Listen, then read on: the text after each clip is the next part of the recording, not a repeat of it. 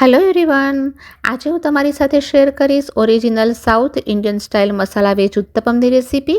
તો બનાવીને સ્ટોર કરી શકાય એવા આ ઉત્તપમના બેટરને આજે આપણે દાળ ચોખાના પરફેક્ટ માપની સાથે બનાવશું, જેનાથી તમે એકવાર બનાવી લેશો તો એમાંથી માત્ર 15 મિનિટમાં રેસ્ટોરન્ટ જેવા ઉત્તપમ ઘરે બનાવી શકશો. અને સાથે જ એક ઉડીપી સ્ટાઇલ ચટપટી ચટણી પણ રેડી કરશું. તો એકવાર ટ્રાય કરવા જેવા ઉત્તપમની રેસીપી શરૂ કરીએ. ઓરિજિનલ સ્વાદની સાથે રેસ્ટોરન્ટ સ્ટાઇલ ઉત્તપમનું બેટર બનાવવા માટે મેં અહીંયા ઇડલીના ચોખા લીધા છે. માર્કેટમાં ઇઝીલી મળી જાય છે. 3 કપ ઇડલીના ચોખા લેશું.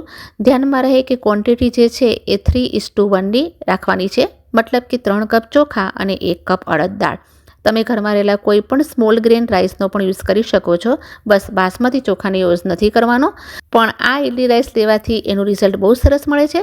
હવે ચોખાની અંદર પાણી નાખશું અને હાથેથી રબ કરી અને સરસ રીતે વોશ કરી લેશું, જ્યાં સુધી એના ઉપરનું વ્હાઇટ પાણી ક્લિયર ના થઈ જાય. તો અહીંયા મેં ચોખાને સરસ રીતે વોશ કરી લીધા છે. પાણી નાખી એને પલાળી લેશું. તમે એમાં 1 ચમચી મેથીના દાણા નાખો, જેથી ફર્મેન્ટેશન સરસ રીતે થઈ જાય. પ્લસ મેથી જે છે એ ડાયજેશન માટે પણ બહુ જ હેલ્પ કરે છે.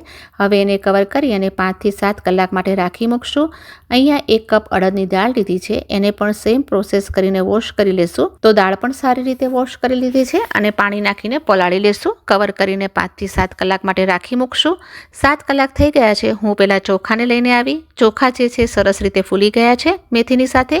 ત્યારે આપણે એનું પૂરું પાણી નીકાળી લેશું. એવી જ રીતે દાળ પણ સરસ રીતે ફૂલી ગઈ છે, એકદમ મોતીઓ જેવી લાગી રહી છે. એને પણ એકવાર ફરીથી પાણીથી ધોઈ લેશું. તમે ચાહો તો આ પલાળેલું પાણી ગ્રાઇન્ડ કરવા માટે પણ યુઝ કરી શકો છો. હવે બંનેને ગ્રાઇન્ડ કરી લેશું. એક સાથે ગ્રાઇન્ડ નથી કરવાના, અલગ અલગ જ એને ગ્રાઇન્ડ કરશું. સાથે જ મેં 1/4 કપ જેટલા પૌવા લીધા છે, એને ફક્ત 10 મિનિટ માટે જ પલાળવાના છે. ચોખાની સાથે થોડા પલાળેલા પૌવા નાખવાથી બેટર થોડું ફ્લફી બનશે. જરૂર લાગે તો થોડું પાણી એડ કરી લો અને બધી જ વસ્તુઓને ગ્રાઇન્ડ કરી લો. ચોખાનો એક પણ દાણો દેખાઈ નથી રહ્યો. પીસીને રાખેલું આ બેટરને આપણે એક મોટા વેસલમાં ટ્રાન્સફર કરી લેશું. તો તમે જોઈ શકો છો કે બેટર જે છે એ રિબનની જેમ પડી રહ્યું છે અને સ્મૂથ પણ છે. તો આ રીતે જેટલું બાકી છે એ પણ બધું ગ્રાઇન્ડ કરી લેશું. હવે દાળને પણ ગ્રાઇન્ડ કરી લઈએ. એમાં 1/4 કપ જેટલું પાણી એડ કરશું. સારી રીતે ગ્રાઇન્ડ કરી લો. દાળ પણ એકદમ સ્મૂથ ગ્રાઇન્ડ થઈ ગઈ છે. એને પણ મિક્સિંગ બોલમાં એડ કરી લઈએ. બંને બેટરને એક સાથે જ મિક્સ કરી લેવાનું છે. પૂરું બેટર છે મેં એક સાથે મેળવી લીધું છે. હવે આપણે શું કરશું? બેટરને હાથેથી ફેંટશું.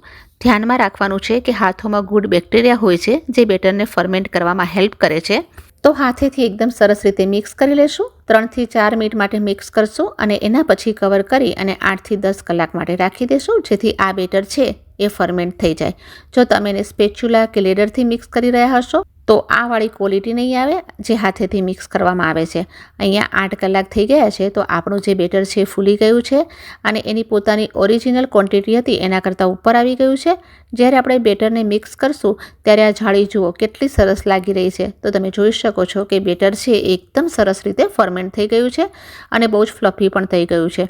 તો હવે આપણે જેટલી ક્વોન્ટિટી જોઈએ એટલી એક સેપરેટ બાઉલમાં નીકાળી લેશું અને બાકીનું જે બેટર છે એને સ્ટોર કરી લેશું.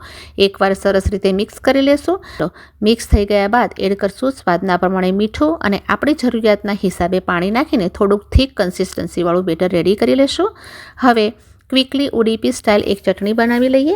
એના માટે ગ્રાઇન્ડિંગ જારમાં 2 ટેબલસ્પૂન રોસ્ટેડ મગફળી એડ કરશું. 2 ટેબલસ્પૂન દાળિયા અથવા તો રોસ્ટેડ ચણાની દાળ એડ કરવી. 1/4 કપ ફ્રેશ નાળિયેર એડ કરશું. સ્વાદના પ્રમાણે મીઠું એડ કરશું. લીલા મરચાં નાખશું તીખાશને અનુરૂપ. આદુની સ્કીન નીકાળીને આદુને એડ કરશું. કોથમીર આપણે અહીંયા એડ નથી કરી રહ્યા, કારણ કે ચટણી આપણે વ્હાઈટ બનાવી રહ્યા છીએ. થોડુંક પાણી એડ કરી એને સ્મૂથ ગ્રાઇન્ડ કરી લેશું. તો આ જો આપણી ચટણી રેડી થઈ ગઈ છે. હું અહીંયા ચટણી થીક રાખી રહી છું. રેસ્ટોરન્ટમાં જશો તો પાતળી મળશે. તમે તમારી પસંદગીના એકોર્ડિંગ ઘટ કે પાતળી રાખી શકો છો. હવે એના ઉપર એક ઘીનો વઘાર કરી લઈએ. તડકા પેનમાં 1 ચમચી ઘી એડ કરશું. ગરમ ઘીમાં થોડીક રાઈ એડ કરશું. થોડુંક જીરું એડ કરશું. જીરું અને રાઈ ક્રેકલ થઈ જાય એટલે હિંગ એડ કરશું અને 2 સૂખા લાલ મરચાં નાખશું. અને લાસ્ટમાં 7 થી 8 કઢી પત્તો એડ કરીને વઘારને સારી રીતે સોટે કરી લેશું. એકવાર મિક્સ કરી લઈએ અને ગેસની ફ્લેમને બંધ કરી લેશું અને એમાં આ વઘાર ચટણીની ઉપર પોર કરી લઈએ. મિક્સ કરી લો અને આ આપણી ઉડીપી સ્ટાઇલ ચટણી રેડી થઈ ગઈ છે. આજે આપણે વેજ ઉત્તપમ બનાવવા જઈ રહ્યા છીએ. તો મિક્સિંગ બોલમાં બારીક કટ કરેલા ટમેટાં નાખશું. 1 પાઉલ લીલા કેપ્સિકમ એડ કરશું. 1 પાઉલ બારીક કટ કરેલી ડુંગળી એડ કરશું. 1 મોટી ચમચી ઝીણા સમારેલા લીલા મરચાં નાખશું. તમે ચાહો તો આમાં ગાજર, કોર્ન કે તમારી પસંદગીના વેજીસ એડ કરી શકો છો. કોથમીર નાખશું અને સ્પાઇસીસમાં કાળા મરીનો પાવડર નાખો, શેકેલા જીરાનો પાવડર નાખો અને સ્વાદના પ્રમાણે મીઠું નાખીને બધી જ વસ્તુઓને સરસ રીતે મિક્સ કરી લેશું. તમારા ઘરમાં જે પણ શાકભાજી જે તમને પસંદ હોય એ એડ કરી શકો છો. હવે ઉત્તપમને બનાવવા માટે મેં આ રીતે તવાને ગરમ કરવા માટે મૂકી દીધો છે. ઉત્તપમ ઉતારતા પહેલાં તવાનું ટેમ્પરેચર ડાઉન કરવા માટે એમાં ઉપર થોડું પાણી સ્પ્રિંકલ કરશું અને એકદમ સરસ રીતે એને વાઇપ કરી લેશું. સાથે જ ગેસની ફ્લેમને પણ સ્લો કરી લેશું. હવે બેટરમાંથી 1.5 ચમચા જેટલું બટર તવાના સેન્ટરમાં નાખી દઈશું. અહીંયા આપણે બેટરને વધારે સ્પ્રેડ નથી કરવાનું, હલકું સ્પ્રેડ કરીને થોડું થીક રાખી અને મીડિયમ સાઇઝનું ઉત્તપમ બનાવી દેવાનું છે. હવે મેં અહીંયા એના ઉપર 1 ચમચી જેટલું ઘી સ્પ્રેડ કર્યું છે. તમે બટર અથવા તેલ પણ લઈ શકો છો, પણ ઘીમાં બનાવેલા ઉત્તપમનો ટેસ્ટ બહુ સરસ આવે છે, તો એકવાર તમે જરૂરથી ટ્રાય કરજો. હવે એના ઉપર કોઈ પણ સાંભાર મસાલો સ્પ્રિંકલ કરશું. જો તમારી પાસે સાંભાર મસાલો અવેલેબલ ન હોય તો ગરમ મસાલો સ્પ્રિંકલ કરી લો. એના પછી આપણે જે વેજીસ રેડી કર્યા હતા એ પણ સ્પ્રેડ કરી લેશું. એને કવર કરી અને લો ટુ મીડિયમ ગેસની ફ્લેમ પર સરસ રીતે કૂક કરી લેશું. ઉત્તપમને કૂક કરતી વખતે ગેસની ફ્લેમને લો ટુ મીડિયમ જ રાખવાની છે, જેથી કરીને અંદર સુધી કૂક થઈ જાય અને બિલકુલ પણ કાચો ન રહે. તો 5 મિનિટ થઈ ગઈ છે. તમે જોઈ શકો છો કે એની સાઈડ એકદમ ડ્રાય થઈ ગઈ છે, તો એને આપણે પલટાવી દઈશું અને બીજી સાઈડ કૂક કરવા માટે અગેન થોડું ઘી એડ કરશું. આ સાઈડથી એકદમ ક્રિસ્પી થઈ ગયું છે, તો બીજી સાઈડ પણ લો ફ્લેમ પર જ કૂક કરશું. 3 થી 4 મિનિટ પછી એને ફ્લિપ કરી લેશું. તો તમે જોઈ શકો છો કે વેજીસ એકદમ સરસ રીતે કૂક થઈ ગયા છે અને બિલકુલ બહાર પણ નથી નીકળ્યા. તો ગરમ ગરમ આ ઉત્તપમને સર્વિંગ પ્લેટમાં લઈ લેશું. તો બન્યા છે ને એકદમ રેસ્ટોરન્ટ સ્ટાઇલ. બનાવવાના પણ છે એકદમ ઇઝી. મોર્નિંગના બ્રેકફાસ્ટમાં કે પછી ડિનરમાં વેજીસની સાથે ખાવાની મજા આવી જાય એવા ઉત્તપમ રેડી થઈ ગયા છે. દાળ ચોખાના પરફેક્ટ માપની સાથે ઘરમાં ઉત્તપમનું બેટર બનાવીને તમે પણ એન્જોય કરી શકો છો. Thanks for watching.